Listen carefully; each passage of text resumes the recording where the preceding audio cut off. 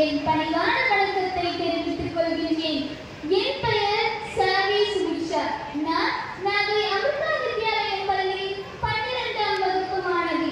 நூல் வளர்த்தல் என்ற நம் தமிழ் மூதாட்டி ஆக்கை தொடங்கி நல்ல ஒரு நூலை வாசிக்காத நாளெல்லாம் என் வாழ்வில் வீணாய் கழிந்த நாளாகும் என்று கூறிய மேலை நாட்டு அறிஞரை நாடு, மொழி, இன, மத, கலாச்சார வேற்றுமைகளை கடந்து அனைத்து அறிஞர் பெருமக்களும் கருத்து ஒற்றுமையுடன் உலகிற்கு உரைக்கும் ஒரே தொடர் வாழ்க்கைக்கு உயர்ந்து தருவது வாசிப்பு ஒன்றே என்பதாகும். அது சரி, எப்படி வாசிக்க வேண்டும், எப்பொழுது வாசிக்க வேண்டும்? பதில் சொல்கிறார் நம் பாவேந்தர்.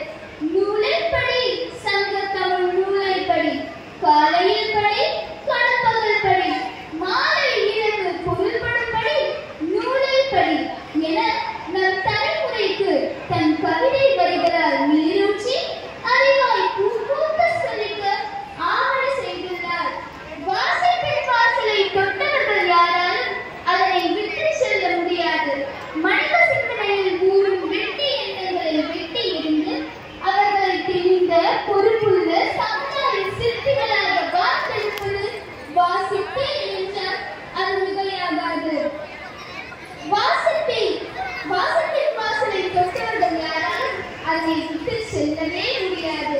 நம் தமிழ் மொழியிலும் 8 தொகை, 10 பாட்டு, 11 கீழ்கணக்கு, 5 காப்பியங்கள், 5 காப்பியங்கள், 10 இலக்கியங்கள், புதினங்கள், நாடகங்கள், கவிதைகள் என அல்ல குறையாக அமுது சுவடியாக பல்வேறு நூல்கள் நாம் வாசிக்கவும் நம் வாழ்விற்கு வளம் சேர்க்கவும் அனுபவித்து நிற்கின்றன. ஆனாலும் கூட நம் முண்டாசு கவிஞன் பாரதிக்கோ ஆசை அடங்கவில்லை. இவ்வளவையும் வாசிப்பு கூட வாசிப்பின் தாகம் தன்றவில்லை. எனவேதான் பிற நாட்டு நல்லறிஞர் சாத்திரங்கள் தமிழ் மொழியில் பெயர்தல் வேண்டும். இதனால புகழுடைய திருநூல்கள் தமிழ் மொழியில் இயற்றல் வேண்டும் என தன் ஆசையை வெளிப்படுத்தியுள்ளார். இதன் மூலம் தன் மக்களின் வாசிப்பின் எல்லை விரிவடைய வேண்டும் என்ற அவரது தொலைநோக்கு பார்வை நமக்கு புலனாகிறது. மொழிபெயர்ப்பு நூல்களை வாசிப்பதன் மூலம் பிற மொழியினரின் வாழ்க்கை முறை, கலாச்சாரம், சுகதுக்கங்கள், வழிகள், வெற்றிகள் இவற்றோடு நாமும் இணைந்து பயணிக்கும் சூழல் உருவாகிறது.